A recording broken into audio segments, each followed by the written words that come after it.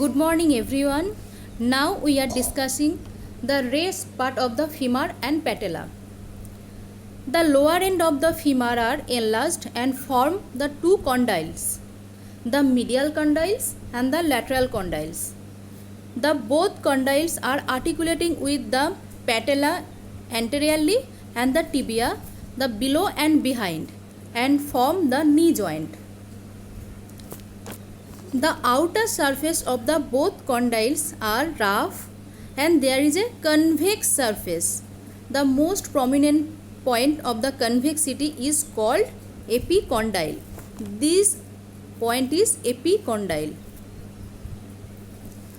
The articulating surface of the femur is V shape and the apex of the V is articulating for the patella.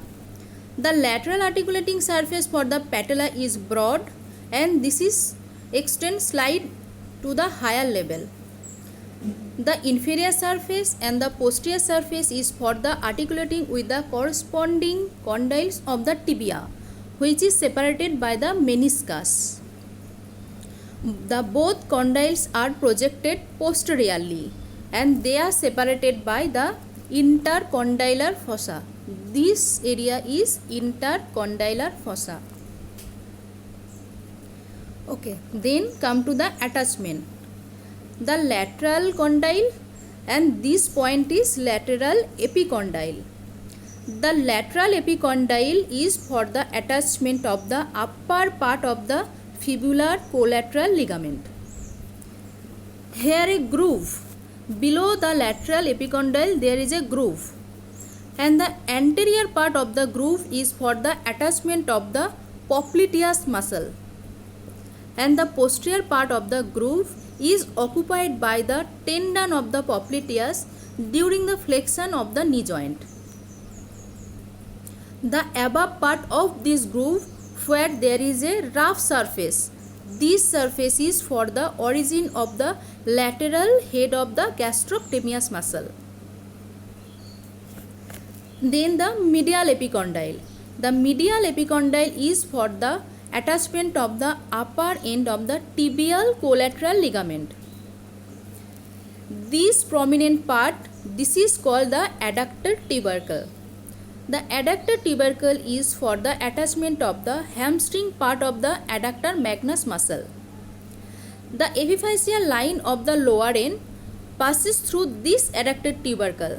And the adductor tubercle is an important landmark for the surface anatomy. Then the intercondylar fossa.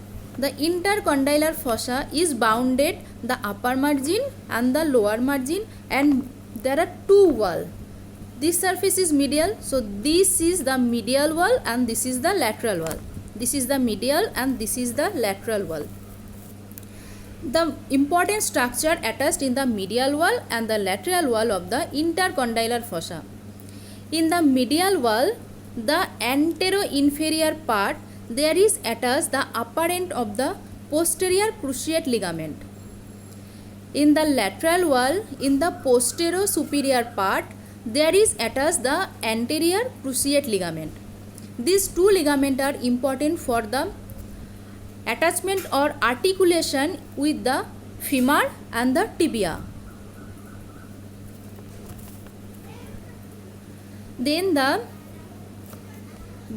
lateral condyle is more larger than the medial condyle. The lateral is enlarged than the medial condyle, but the convexity is more in the medial condyle. The lateral condyle is massive because the lateral condyle tolerate the more weight. Okay, then the calcar femoral. What is the calcar femoral? The calcar femoral is a thin vertical plate of compact bone which is situated from the linea aspera towards the neck or towards the greater trochanter.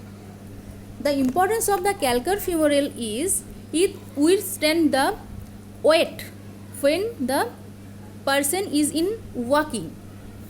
During the old age, there is osteoporosis, and due to the osteoporosis, there is loss of this trabecular part of the bone.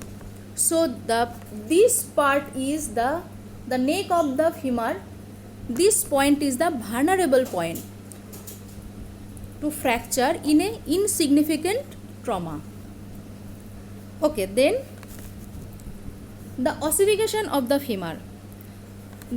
For the primary center of the femur arises in the 7th week of the intrauterine life, and the secondary center for the upper end and the lower end.